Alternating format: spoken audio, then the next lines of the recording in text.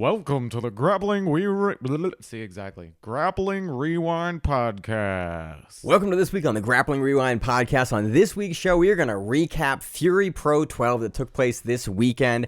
As always on the show, I'm your host, Maine, my co-host, Miranda. How you doing, Miranda? Pretty good. How are you? Doing pretty good. We are here on, not New Year's Eve, December 30th, whatever that is. The day before New Year's Eve. The eve of New Year's Eve. The New Year's Eve. We did Christmas Eve on the last show, too. Yeah. So we are going to recap Fury Pro 12, talk a little bit of news, just a little bit. Next week's show is the fun one for the year. Also, one of the more difficult shows in the entire year. We basically run through all the nominations for Grapple of the Year, Best Match of the Year, Best Submission of the Year, Rising Grapple of the Year, all of that stuff. We take a lot of it from Flow because they put together some good lists. We also make our own and add them all together. So next week's show, you can look forward to basically like the highlight of the year of like, hey, here are the best moments of the year, the best things that you should go back and rewatch during like the post-holidays when there's not a whole lot of matches and things going on and things to do. This is the time to do it. So that is next week's show. But and if you have any ideas or you have any things you would like us to discuss or consider for inclusion, it's always fun. We always get every year we get comments and feedback and DMs and stuff. If you want to do that, you can leave a comment on the YouTube page, or you can send us a DM on Instagram, grappling_rewind. That's us. We appreciate it. If you like the show, also share it with your friends, share it with people in your gym. That is the biggest way that we grow the show, and we really do appreciate that. Coming into the new year, I think we're making a renewed effort this next year to kind of ask for that. We really do appreciate it, and that's one of the reasons I like doing the show is just to be able to talk to the greater audience that enjoys professional grappling like we do, and interface with the community. So if you like the show, please do share it. It means a whole lot to us. We should do a live, like you call in the show. Be hilarious. We should not because do that. It would just be our friends. You have seen our DMs. We should not do that. I love our friends, but some of you guys don't. I don't want to have a live on air debate. So I don't think actually we have a lot of news. There were some funny comments back and forth from some people in the community this week with kind of Gordon's announcement of all the steroids last week. We've gotten a bunch of like people that have given their thoughts. If you want to get that information, plenty of people did lots of interviews. Again, that's their decision. If you want to hear our thoughts on it, go back to listen to what we thought about that week. But I want to talk about Fury. I look at the news actually. There's not a whole lot else going on, Miranda. No, I don't think so. It was Christmas here in the U.S. this last week, so not a whole lot going on. I apologize to the dog. There's a lot of like local promotions and people getting black belts, brown belts, and stuff. Yeah, a lot of our friends that we know trained for many, many years. They're like, hey, black belt. So tis the holiday season. Tis the holiday season for belts to be where it's like, all right, guys, it's time. Yeah. So let's go on. Where do you want to start with this one for Fury Pro 12? Do you want to go top to bottom? Do you want to go bottom to top? Where do you want to go? We'll start top to bottom just because I like, I like guillotines, Miranda. You do like guillotines. Tis the season. We had Sean Brady defeating Richie Martinez via submission, a guillotine. This, I wouldn't say went how we thought it was going to go, but it was very, very close to sort of this was not close to how we previewed, because I thought the match was going to be way less exciting. I was kind of impressed that Sean Brady really went, okay, I'm really going to try to put it to Richie Martinez and deal with his guard. Richie did the smart thing. Initially, you knew that Richie was going to pull not immediately, but very close into the center, looking to get Sean Brady into his guard, and the commentary was talking about that. And it was like the dynamics of the match played out how we thought it was going to go. And then Sean Brady went, hey, man, I'm really young and amazingly strong and have pretty good top pressure and top game. Yeah. I'm going to leverage that. Well, again, apologies if you hear the dog here. And I will also say that I don't know if when we previewed this card, if we really knew how scoring was going to go, because I can tell you that I didn't really know how scoring was going to go until a few hours before the match was going to happen. Yeah, because you were at Fury. You were in the corner there for one of the fighters. I was actually not. I was in the stands. Oh, you were in the stands this one. But yeah, like, so it was one round, and then it was overtime, and it was golden score in overtime. So kind of like how Third Coast Grappling used to do their rule set, where it's like one round, it's either 6 minutes or 8 minutes, or depending on how long the match goes, and it was different throughout the card. And then if there is no submission, I don't know if it was different or not, because I think they were all 6s. The top ones were 8 minutes, though. The last two were 8 minutes. Yeah, so I think the lower card are usually even shorter, but I don't remember for this exact card. Maybe it was, maybe it wasn't. Then they go into golden score, which is first to score, which I really do like that format a lot. And they had a break, so it wasn't like immediate. It wasn't like the one time that what's it called, said they were going to do that. Was it Fight Pass said they were going to do that? And then I forget. Wagner was like, no, we go now. We go now. And just like forced through. And everyone's like, Wagner's saying it. I guess that's what we're going to do. Yeah, they had like a round break, and then they brought him back out, and there was a 2-minute round for golden score, which I think honestly is exactly what you need for golden score. I really love when we have, you need to always have a limit on golden score. If you ever want to see why this is important, go back and watch, I think it was Substars. Remember there was like Lovato and someone else. They had like... Was it Substars or was it... it was one where no one got paid. Or like Third Coast. It wasn't Third Coast. It was one in Miami that no one got paid. Third Coast, they had some long-ass matches, They did, but usually they had like eventually it got to and the it wasn't end. like... Jits King had the no time limit match that one time. And it wasn't like Polaris or whatever. No, I think it was Substars, and it was I think it was Lovato and Cyborg. Oh, and they went over and over and over. Well, and I could also see both of them being the type that they're like, "Fuck you, I'm not gonna." Yeah, exactly. But neither of those guys are are gonna concede and choose to lose. So I really like here the golden score was 2 minutes, first to score, then decision, or a draw. Then a draw. I don't love draws, but I do think that it really does incentivize guys to like go. And if you're ahead, you want to win, so you're gonna make an effort to score. And if you're behind, well, you want to go to. No one really wants to go to a draw. Well, no one. In all honesty, like at the end of the first round, if you go into overtime, no one is really losing. Yeah, like you're not really losing at that point, even if you like didn't really. There's get no a lot decision. done, Yeah, there's no decision, so it's kind of like it started anew. It's like your second round is. You're in a very short points match. Yeah, which I like, and we saw. If you look at the results here, and Just Magazine has a phenomenal write up here for all of the main card, and I really love how they format these. It's who we use primarily for our results most of the time if Miranda doesn't generate them all correctly. Yeah, not like format. Well, for formatting purposes. Because also Maine likes this one, and if I try to do like my own formatting, then Maine doesn't understand my formatting. I get very confused mid-show. And then he like mid-show is like reading it and doesn't understand what I mean. So I use theirs. I appreciate that, Miranda. So this is great. Again, this match doesn't go to golden score, but golden score, I like this format for golden score if you're going to have a submission only match, because then it puts a couple minutes on the clock. If you're gonna do something, you do it. But if you've already had a boring match, it only gives you 2 more minutes to have a boring match, and then it moves on. And it's not. I'm not looking at what my big problem with EBI is. I'm not watching a longer overtime than I watched in regulation. And you're not watching a guy get his back taken when he could have won. Like, he was winning the entire match, and now... And then you start a guy in Cyborg's back, like, I don't think you would have got there. Yeah. It's that sort of thing. So, on to this match, because again, now we've ironed out the scoring. Anything else on the scoring or how it went? Nope.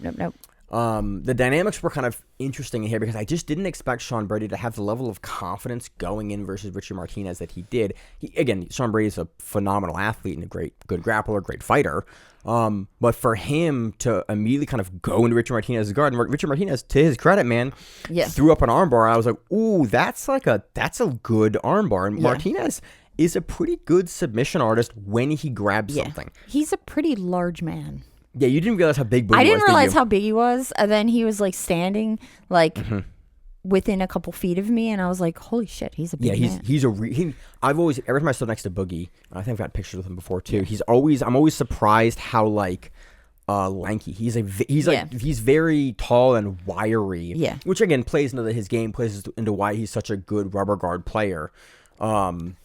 Interesting. So Sean Brady lifts up, he shucks out. Miranda and I had a big discussion before, like a shuck versus a slam. And if you are interested in that, ask us. I'll go through and explain exactly what the difference is and like nuance. Generally speaking, a shuck is going to be I lift and I move you down. A slam is going to be I then drop my weight into you with basically you have no ability to get out of getting slammed. A shuck is if you fall off in that motion, but I don't follow through back down into you, or I don't have control of you as I drive you into the mat. That's typically the difference between shuck and slam. There's some other kind of fine nuance points. This to me was a shucks him off, and then the way that Richie Martinez tends to play guard, he plays very flat and very low. Like Richie Martinez is typically not sitting up on his back if you are in his guard. He's usually flat, laying on the mat in his guard, which allows Sean Brady here to play a really low half guard. And it allows him to flatten out Richie Martinez completely because Richie's already kind of almost there, being willing to be there because you're postured low. He wants to get his rubber guard going, and he wants to get like his close range guards going. But because Sean Brady is so strong and so high up on Martinez's body, Brady starts to fence for like an outside Kimura. Yeah. I was like, okay, that makes sense. Most people here are either gonna react in some way and get their body up, but Richie Martinez, because he knows he's very tall and like you said, he has good attributes, he can pull his arm out straight. Yeah. And that Kimura is going to be, or even straight arm lock, is going to be really hard for Sean Brady to get when he's in the half guard on the other side like Brady was. Like it's not super easy to get that versus a tall guy like Richie Martinez. Sean Brady goes, cool, I know what I'm doing, and immediately wraps over on a guillotine from mount. He pops to mount. I was like, okay, he passes as he does it. We're in a sequence now that I like to do a lot. I don't typically fight the arm to the outside exactly like this because I'm not quite as tall as Sean Brady is, but I do this exact same sequence, and there's a really interesting thing that makes it work that I'm not sure if people picked up on when they saw this happen. Sean Brady pops over. He has a special squeeze. Like, this is not a mounted guillotine that you're going to get in this transition unless you have a real good squeeze.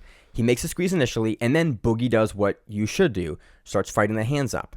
Sean Brady is able to get his top hand under and locked in, and then he can start driving up, but he beats Richie in the hand fight to get his lower hand above to grab up to have a power guillotine on it.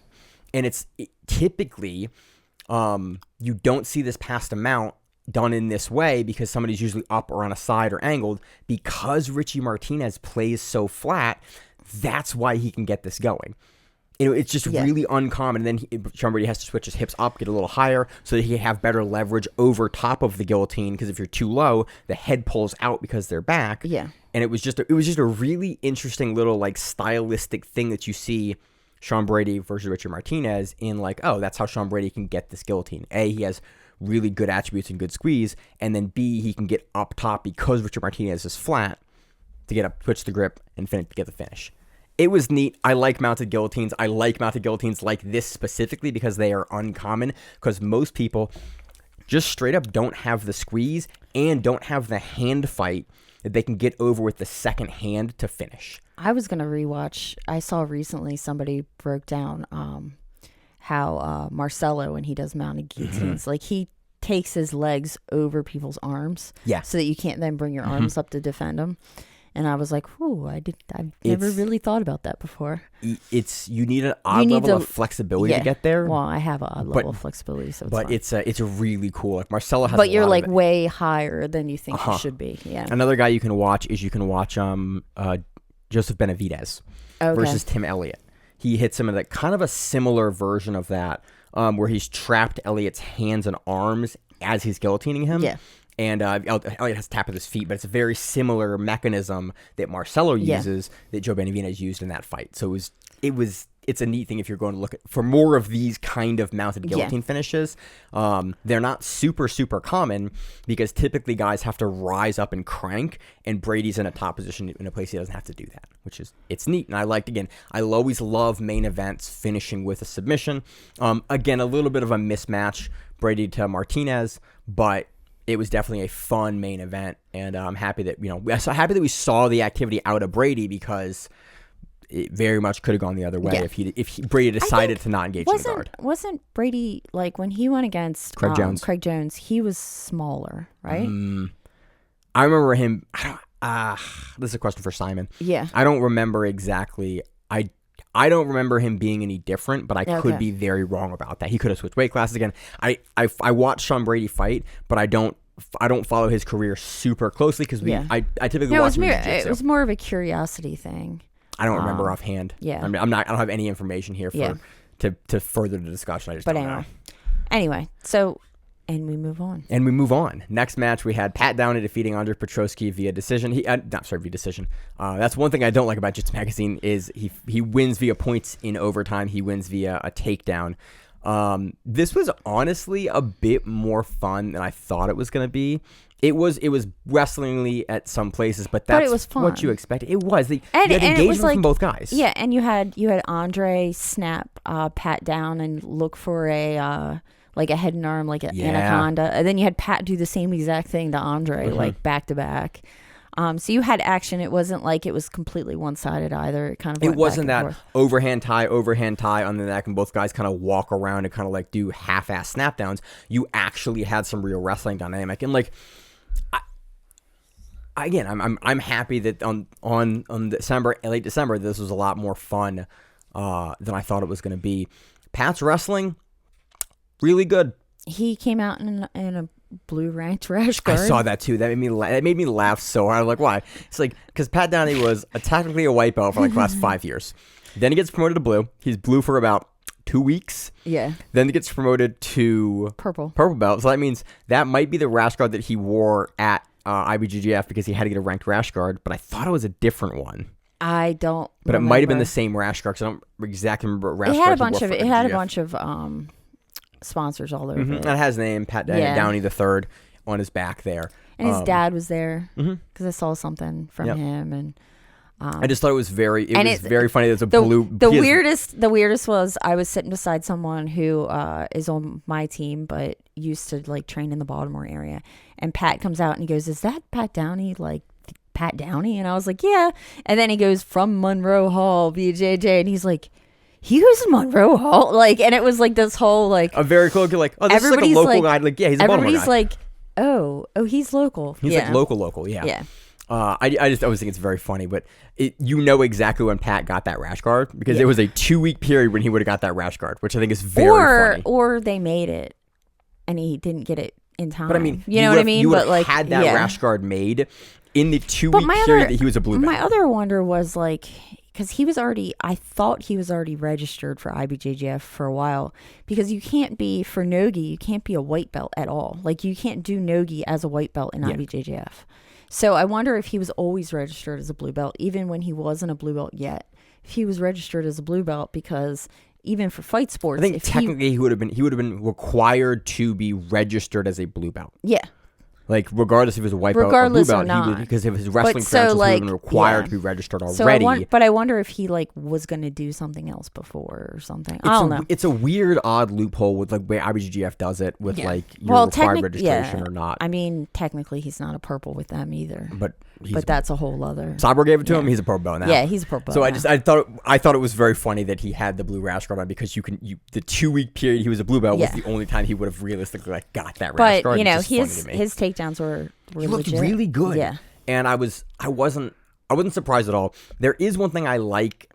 Andre Petroski, you could tell there was one sequence where I think Petroski has the whizzer on Downey, and he's folded half over, and Downey like counters him and folds over, and then you see Petroski where most guys are gonna fold, or maybe Downey's on the other side, Downey end. Like, it was basically a dogfight position where both guys were down, but they were down in the way that wrestlers get down to this position that allow you to still come up and drive up with your hips. Not the way jiu-jitsu guys where they get low and they get on their hands and knees. Yeah. They were still driving up at the top of the chest.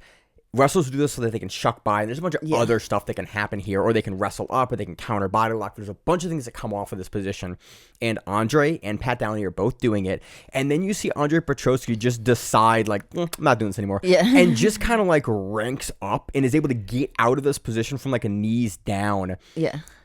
This is not something that you are going to see people be able to do unless you are a freak athlete, and there's a couple of times in this match where you saw, both these guys know how to wrestle, know how to wrestle very well, and are freakishly strong. Yes. This entire, you rarely see it in a match like this where it's like, both these guys are freakishly strong. Yeah. And just in some of the ways that the snap downs occur, some of the ways that they'll drive on their shoulders, some of the way that they will turn guys, like the timing is really good, but also, you are freakishly strong. And we have it on first account, like Rolling with Downey, he is freakishly strong. Yeah. But you don't become a world level wrestler without being freakishly strong. It was just neat. Well, yeah. The training that you have to do to get, to get that good, to get there is astonishing. Yeah. Again, this was a fun back and forth match. It does go to golden score. I thought it was good. You saw good work from Pat. in the passing area. Yeah. I was honestly impressed with how much Andre threw off his back. Yeah. There was 2, I think, armbars and like a TP triangle that he was going for. We've not been, I think critical of Pat is the right word, but like we know Pat's jiu-jitsu, he is primarily a wrestler. Yeah. And he's moving into being a jiu-jitsu guy. And he talked about it in his post-fight interview, which we'll get here in a second.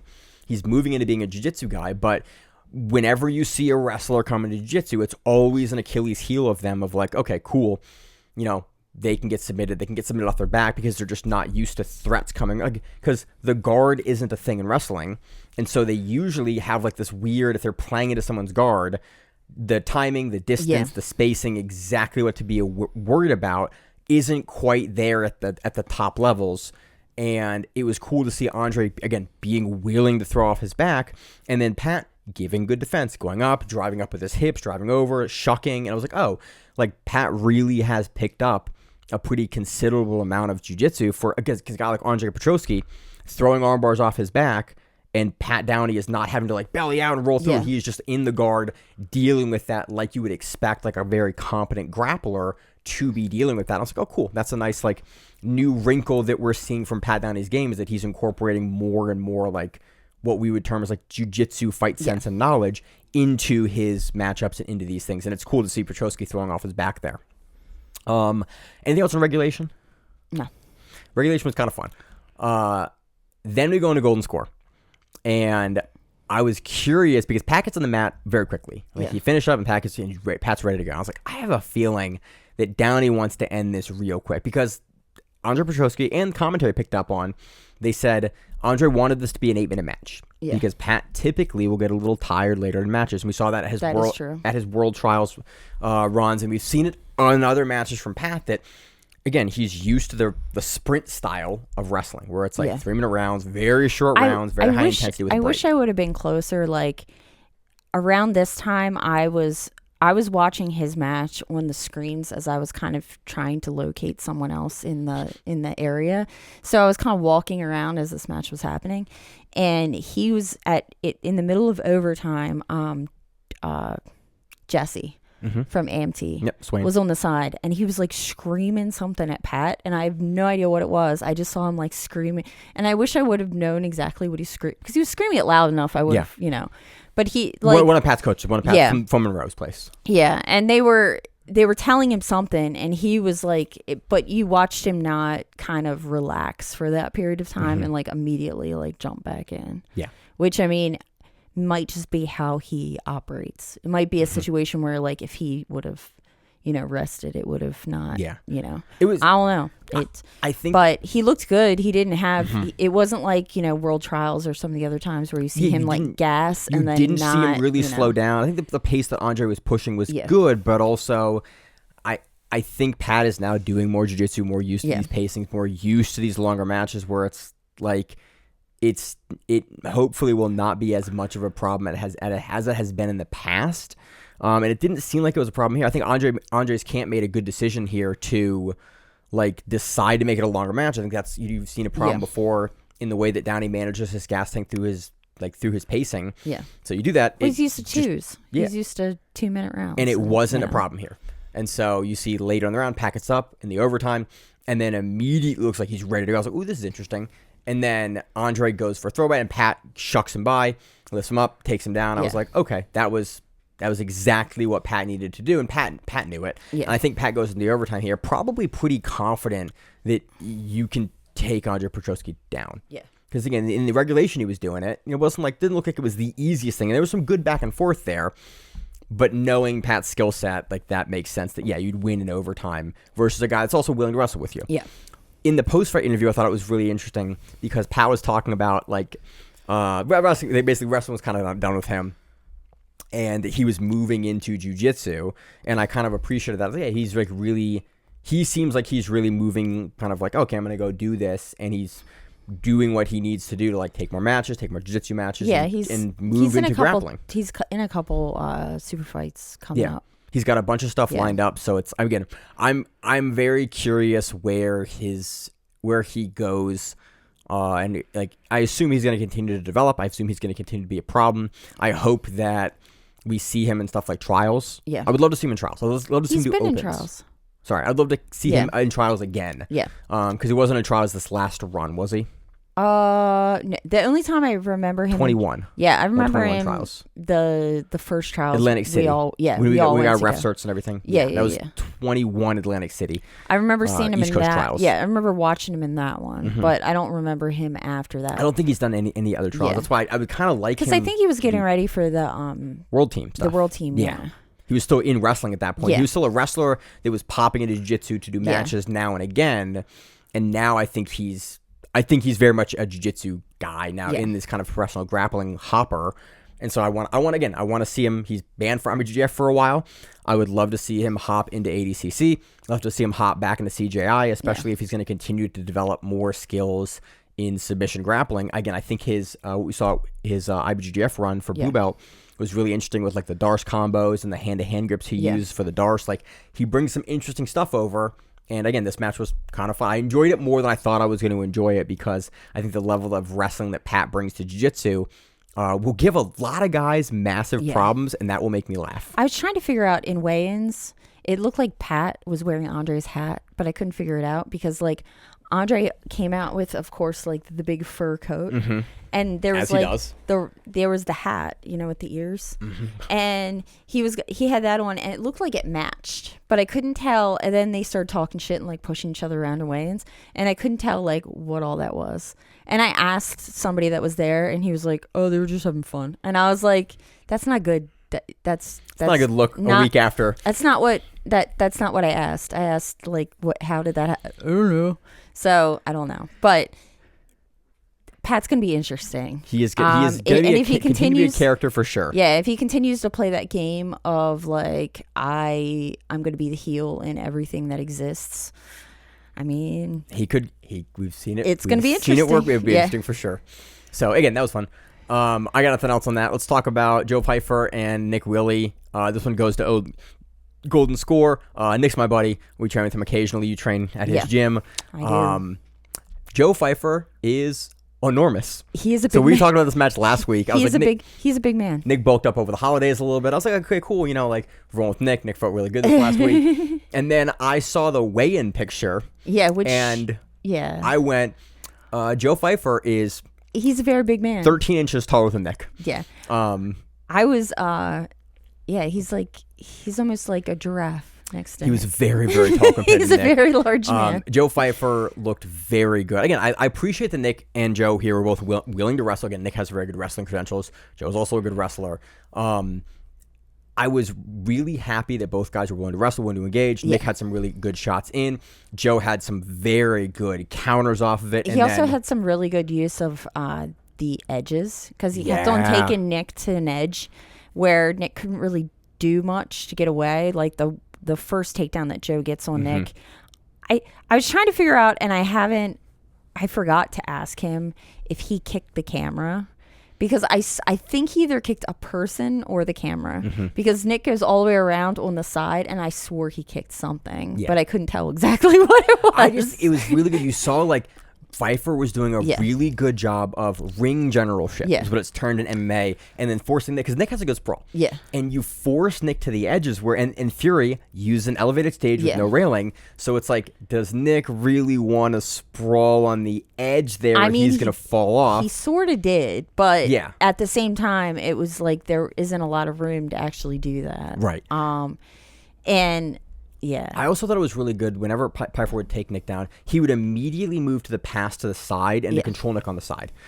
Where he can leverage his weight, he can leverage like his positioning, and there was a couple of moments where Pfeiffer either had like a modified arm triangle. The first arm triangle was tight, and you could see Nick like pulling down and pushing and making the space and making the turn. Yeah. I was curious if Pfeiffer was going to go and try to like take Nick's back there, but Nick did a good job again basing down again and kind of disincentivizing Pfeiffer from over committing to the back take and then getting back and kind of, and Pfeiffer is a well-schooled fighter, knows like, hey, I had the size advantage. I've taken you down. I'm going for a sub, but I want to make sure to not overcommit in like the counter offense because Nick's a hard guy to put away. Yeah. and I have to plan ahead to like not be giving up position, because if Nick gets on top of you, Nick's also a good wrestler, and Pfeiffer doesn't want to deal with that. So he played it very well, staying behind Nick, but not overcommitting to the back, and like just kind of runs around and keeps top position a lot. They get up and down a couple of times, and then we go to overtime. Yeah. I thought the regulation was fun. Tries to push Nick off the stage at one point, but they're all used to that. Yeah, I mean, it's kind of a stage push. He got yelled at by the ref. The elevated stage. Yeah, a classic. I might have got a little angry, but that's me. They go to golden score, and it ends with takedown. Yeah. Big lift and turnover for Pfeiffer.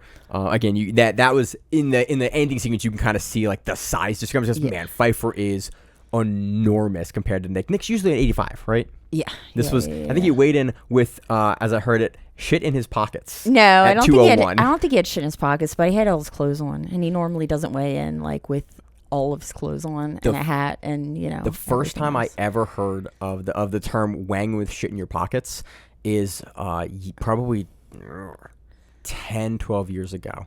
There was a guy, one of my teammates was fighting, and they had botched and mucked up the contracts where it was originally... Well, and you have to be within so many pounds or they won't... One guy's contract said one weight.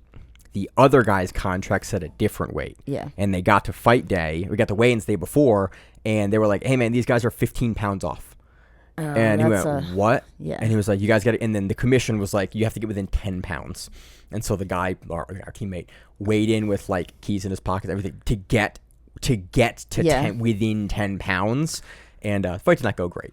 But... it happens. But it was just a really... the term weighing in with shit in your pockets. He literally weighed in with shit in his pockets. And that was... I've heard... Whenever I hear that term, I always think about that. I don't think he did that, but he definitely didn't. I mean, I think it was... They said 201. I was like, I don't know about 201. I'm not sure 201. I'm not sure 201. Usually an 85er. I think he gets a little bit to 85, but not... Yeah, but not huge. Not substantially. So, again, very fun match. Again, it was cool to see Nick kind of step up to take that match, because apparently, from what we heard, what I heard at least on the back end, was like not a lot of guys wanted to take on Pfeiffer. No one really wanted to go against Pfeiffer. And, so, Nick steps up to do it. And again, I think it was a fun showing. I think Nick is 19-2 for the year? He is. That's a crazy This record. is his second loss for the year. That's a crazy record for this year. I think the other one was, is it Pat? Who? Shingoli. Is that this year? Yeah. So he lost two guys named Pat this year. No, Dad Shingoli. Oh, Chris Shingoli. And it was overtime, and it was like by 5 seconds or something. Like it was. Pat was by 1 second. Yeah. No, because the Pat situation was, if they're in the attempt of a sub, he has to get out of the sub. Oh, they have to clear that rule for the round. Yeah. But he was up against a wall in a corner. But anyway, so 2 losses for the year. Pretty good showing for Nick for this year. So cool to see my buddy go up and have a fun match with Joe Pfeiffer, who's a human giant. Other matches on this card, I want to jump around a little bit. I want to talk about Bella Mir versus Gabby Best. Yeah. Bella Mir, Frank Mir's daughter, Lady Mir. I've been watching Mir for, I remember watching her Icon debut live, her first pro fight live. Yeah. Daddy Mir wasn't there. Daddy Mir's not a coach. But he wasn't there. He's not a coach. I know, but still. Anyway. She's also like an adult now. I know, but everything you do. I know, but I was hoping to see Daddy Mir. Me too, as well. Okay. I like Frank Mir. So Bella Mir, she is a very good wrestler. It was in Iowa. Now she's at. They gave me the location. She just transferred schools. It's like North Carolina or something. I think so. Yeah, I think that's first thing. It said NC on her shirt. It could be something completely like North Carrollton or something like that too. But it was NC. Very good collegiate wrestler. Yeah. Broadcast kind of brought up some of her wrestling credentials. She's also fighting soon. Yeah, she's like, has it been announced? I don't know. We know about it, because we heard some grumblings that in the back they were telling Gabby that Bella had a fight soon. Just information. She has a fight coming up. Don't do anything. Bella Mir looked very good here in this matchup. Immediately hits a pick single, puts Gabby down, and then very quickly passes, goes through. I think what the first thing that she was looking for was an arm triangle. Possibly, yes. and then she switches off to go to. Honestly, I loved the switch up here to go from the armbar then back to the triangle. Yeah, she goes to like a yeah. Like what I learned from Ethan Carlson as an Achilles triangle. It's basically you go for the armbar, and then you give them like the space to come up out of it. Oh, okay. And then naturally you're gonna want to come up out of it. And what it lets you do is it lets you lock in that low triangle. That's not the traditional triangle where your top leg is all the way across your shoulders and down and locked in, and you have to pass the arm. It is a much tighter triangle because the angle that you have for the person, they're a little more sideways. Yeah. And so it lets you lock like a much more crank triangle. And it'll also give you even better access to the arm. She locks this up, and then there's a little bit of controversy here in the finish. You see Mir take the arm out and then start to belly down while still in the triangle. Yeah. And there's two ways that people typically do this. They typically will either let go of the triangle to get their hips back in line under the arm and belly down and through. Or they'll do what Bellamir does here, and they won't modify the triangle at all.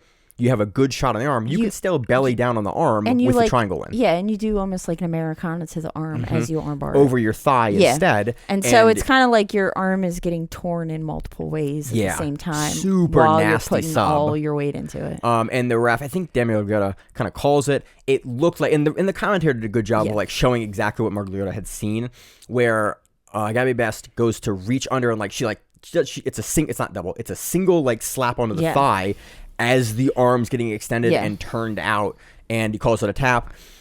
This is a tough one, I think, from a referee, because you've seen Mir bell to bell at this point be very, very dominant. Yeah. She's walked into two different subs, and now she's extending an arm, and we know from Frank Mir, very much willing to break it. We saw him do it versus Tim Silva, broke it in half. Yeah, and you saw Gabby definitely Gabby was upset because she said she didn't tap. Argue about it, and then I saw some stuff online where she was talking where she was like, yeah, well, I'm double jointed, I can take a lot more than that, and it's also, and we all understand that, but at the same time, especially in the position that Bella had, I'm a very, like, my elbows, Maine has seen my arms, and my elbows do crazy things in tournaments. In this particular armbar, you're gonna blow your shoulder, like it's and it's not going to be pretty. It's not just going to be a simple arm break. It's going to be a horrific injury. She might have gone out. But they're not. It's a main card matchup. It's a big deal matchup. Yeah. It's adults, and I always say like that adults go. But it's also, we typically, when I say that, we're talking about black belt matches. And the other thing is it's hard as a ref, because the last couple times I've reffed, it's a very hard job, especially when you're watching a match that is one-sided and you're watching somebody and then you see things like this happen. And you see someone's hand come up really quickly. Yeah, and you really don't, because I called a match early and then got a bunch of shit for it. You don't really want to see him get hurt, and you want to pay attention, but at the same time you want to give your competitors the space to get out and the space to like actually do what they're supposed to do. It is an incredibly hard job. It's a hard decision to make, because you have to basically in a split second go, do I let you fight out, or is that a tap? Yeah. And in this case, if you look at what Margaliota saw, it was like, I would have called that a tap too. Yeah, and the way she was kind of getting it, like, I don't even know if Gabby could have rolled out of it. I think Gabby would have face planted down and then had her arm ripped off to the side. That's what it looked like. Yeah. And that's a rough, like, you can't even roll forward because you can't, because the arm's extended to the side. Yeah, it's a weird. I don't know if she was going to get out. It was technically, I think, a little early. Yeah, but from everything in the match leading up to that point, it looked like Bellamir was about to break her arm. And so, like, especially when we're talking about non-black belt matches, for non-titles, I think this is a little bit of an early stoppage, but I really can't fault the ref here, because what he saw was an arm get extended and a hand come up immediately to grip a thigh, and in what could be like a tap. Should be two taps, absolutely, but it looked like it was about to blow. This is very, very hard in combat sports to make these calls. And I think, and the other thing I'm sure that the refs of this event were thinking was, a lot of the competitors on this card are pro MMA fighters. getting hurt in a grappling show is a where real you may, quick way to make no one ever get able to get booked where you again. may or may not be making money for the match, is a really stupid way to mess up your career for your entire life. So Yeah. I could understand them wanting to protect everyone a little bit more than normal. Yeah. You know. I personally don't think it was that bad of a stop. It was a little early, absolutely, but early doesn't necessarily always mean bad. Yeah. And that's like, again, we do have the unfortunate thing that it's a women's match. Yeah. And historically, this happens more in women's matches than in men's matches, where it's a women's matches get stopped early. It's just a feature of, again, trying to protect the ladies maybe more than we should, because they're out there doing the thing like everyone else. But they're also mean and they are. You all are inflexible. Y'all are mean and flexible. Pretty much, we're mean, flexible. So again, it was a great match. We haven't seen Bellamere compete in grappling in submission grappling in a while. So it was cool to see her. Looked phenomenal. I'm very excited to see how she looks in her next fight. I've watched all her fights. Again, watching Bellamere compete for 4 or 5 years now at this point. Especially with how good her wrestling looks recently. I think she's going to be just a nightmare for everyone. I think she's a 45er. She may make the cut to 35, but I think she's a 45er. I think that match was... That was 45. Was it 45 Yeah. or 35? Okay. I thought it was 45. Because, yeah, it probably was when I think about it. And Mir is big, too. So, it was, again, a lot of fun. Next match I want to talk about. Anything else on that match? No, but I want to talk about Alexander Romanov. That's the next match I want to talk about. Alexander Romanov defeats Damir Rapa. Damir? I guess Damir. Damir Rapa via North-South choke. Not something we see a whole lot. No. Romanov. I guess this guy watched Romanov's prior matches, because as soon as Romanov got to his back, he was like, I am going to turtle now. As soon as Romanov was like, hey, man, I'm going to suplex you. Yeah. He was like, nah. Rapa was like, I'm going to go to my knees here. Yeah. But that's exactly this. I don't want to, man, I appreciate Rapa going and taking this match. Like, full credit where credit is due. Yeah. But we watched. This is game planning. This is going, hey, I know what this guy can do to me if I let him lift me. Yeah, I'm going to go to turtle and accept the back We take. saw Alexander throw Dawkins like 50 mil. Like, that was the... I forgot about that. And that's what they kept on showing during... Yeah, that's the highlight. Yeah, the highlight that they kept on showing at the fight. Like, and not the fight, but that the matches between matches. Every single advertisement I saw for Fury the entire week leads off with Romanov suplexing Dawkins. And you're just like, that makes sense. Dawkins is a big man to suplex. Big dude, yeah. Yeah. And so I thought it wasn't funny, but it was definitely like, you just saw like, cool, yeah, that is absolutely what I would do. That's what I do when like a little guy gets behind me and looks like they're going to suplex me. When I have guys at my gym, like purple belts, get behind me, I'm like, cool, I immediately go to my knees. Why? It's like, because best case scenario, you jump my back. You know what's really funny? I never think about that. I quad pod, but I don't turtle. I immediately I quad pod, and then I wait. Mostly because, even if I quad pod, I'm getting thrown. That's why I go to my knees. So it doesn't really matter. You have to lift my fat ass up completely. But freaking Nick's gonna chuck me anyway. He is one way or he's another. Gonna chuck me too. And the thing is, but I'd much rather him do it from the knees than not. From the knees, what he does is he does that, and then he throws you over his shoulder like you're a little bowling ball being thrown.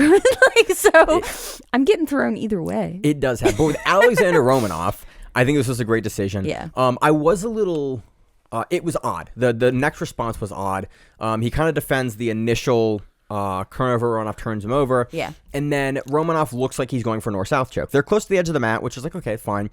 And then you see Romanov set up the North-South choke.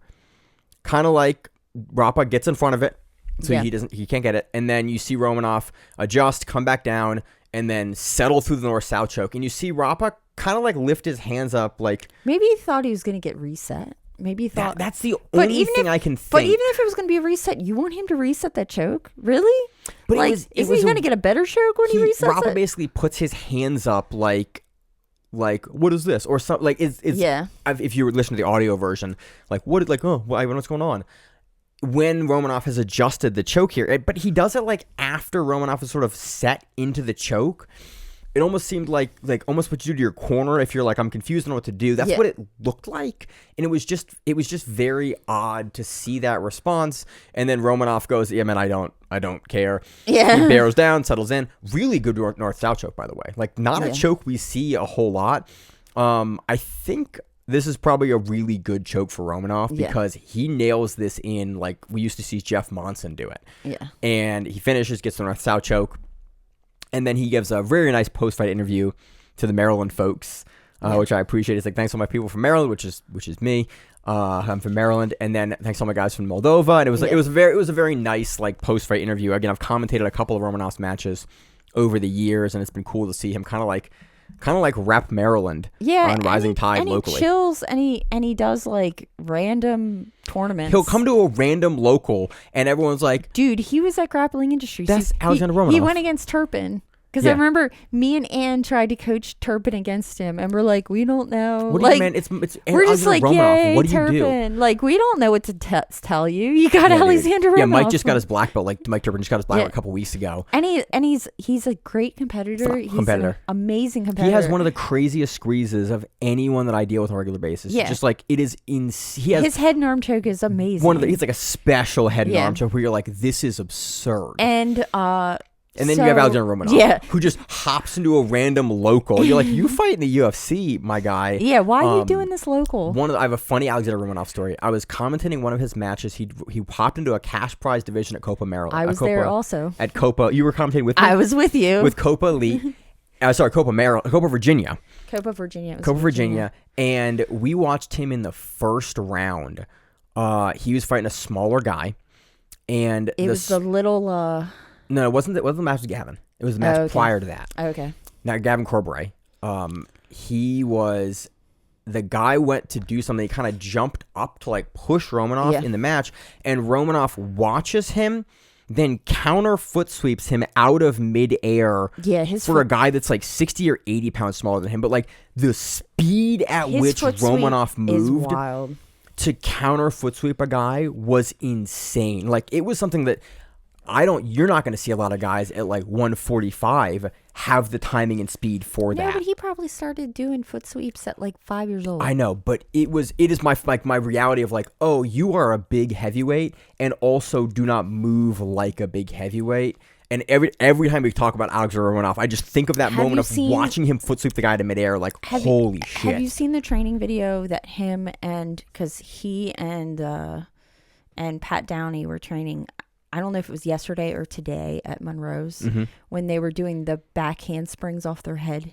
I have not seen that now. There's a video, and it's Vlad first, which is this Russian smaller dude that trains there that has been training in Sambo, and he was I remember training with Vlad back 10 years ago. He was like a master of sport when he left Russia as a kid. At like 5 or 7 or something like that. Amazing competitor, but it's him, and then it's Pat Downey, and then it's Romanov, and they all are doing you like put your head on the mat and then you back handspring off your head, but you do it all the way down the mat, so you just kind of go boop boop boop. But yeah, he's doing it.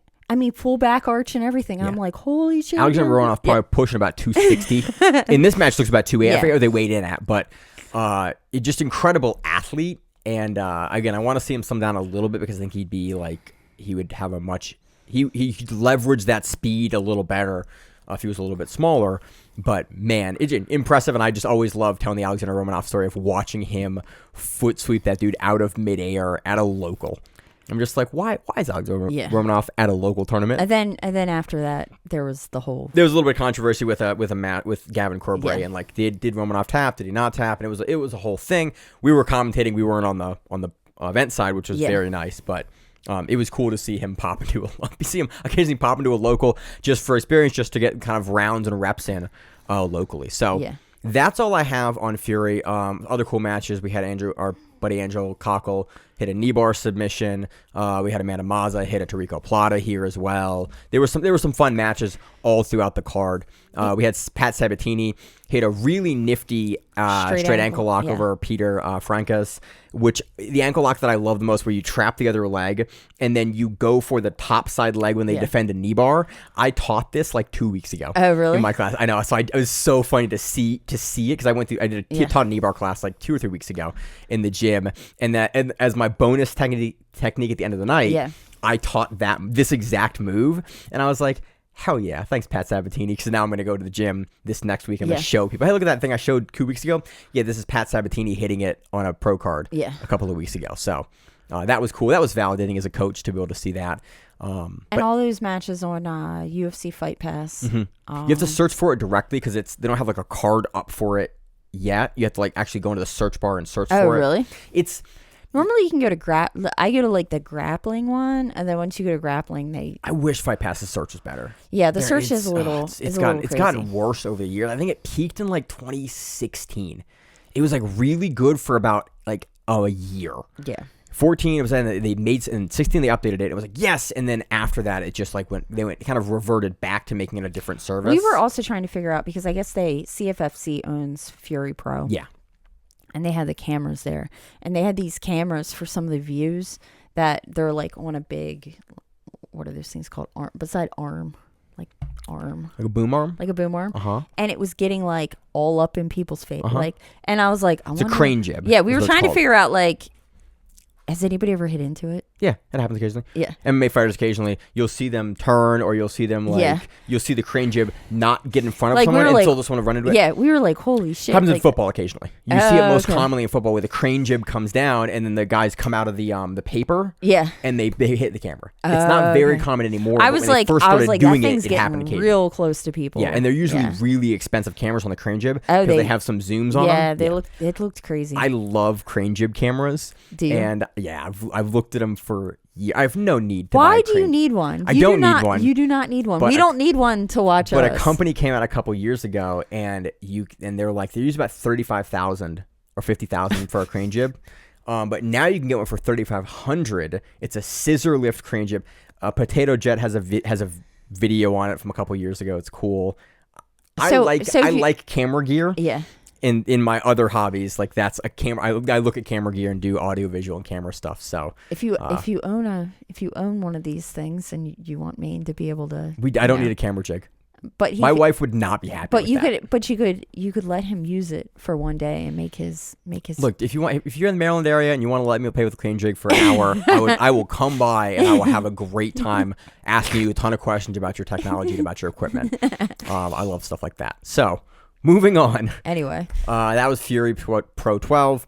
Let's talk a little bit. We have nothing else going on. Nothing on the docket. One thing, we are fight fans, and every year, Rizin, previously Pride, has a big end of the year card. I like the Tapology Jits magazine line that just came up. It was Gordon Ryan admits he's the fattest he's ever been in his entire life. That's around it. That's been news. That'd have been a great headline. That was the headline that was on Tapology.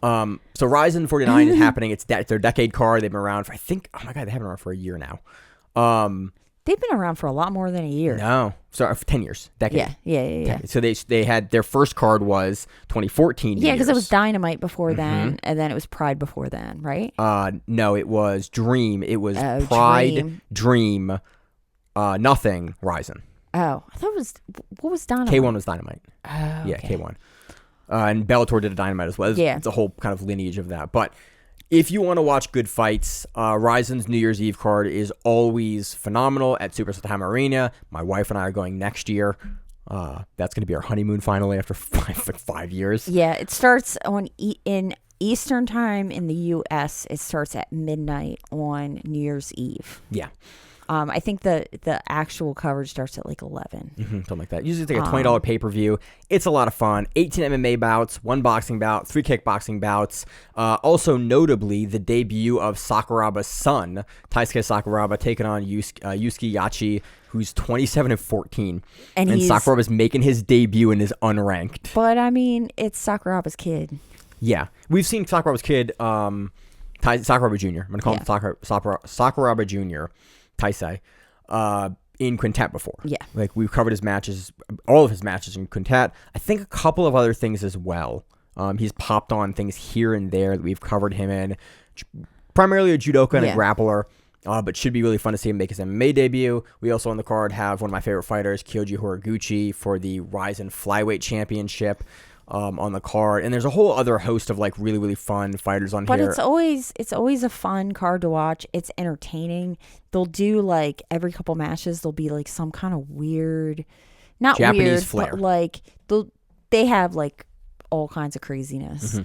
It's a really good, Yeah. really exciting showcase card usually. And one thing I really like about Japanese MMA is usually the fighters on the card kind of recognize the importance of putting on a really important big show. And so you typically get all of the fighters on these cards in like really top rare form. Yeah. And it's usually a phenomenal, like people will have legendary performances on these kind of cards. It's a really fun, if you're a fight fan, it's a very fun card to watch. They are typically very good.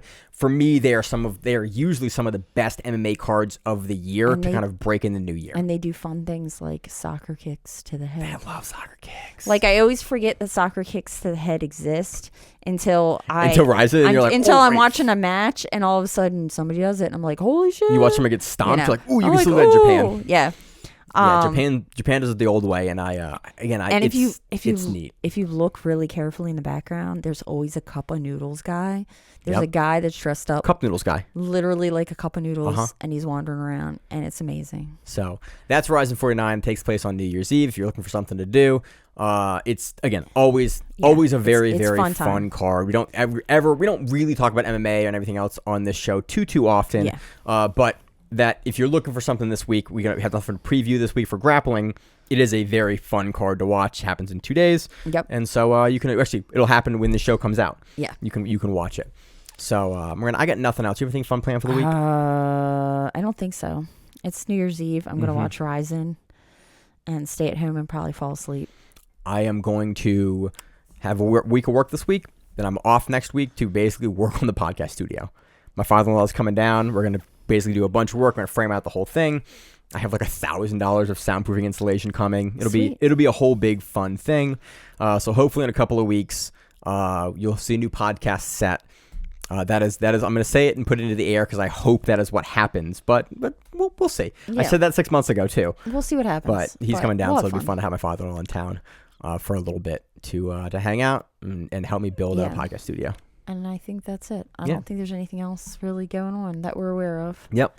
So I got nothing else. As always on the show, I'm your host, Maine, with the co-host, Miranda. And we are the Grappling Reruns, and that's what it is. Stay safe.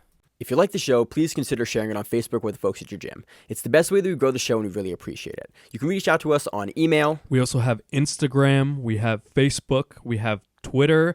We have Google+. Until that shuts down. We have a website. If you have an event you would like to have us cover, please let us know.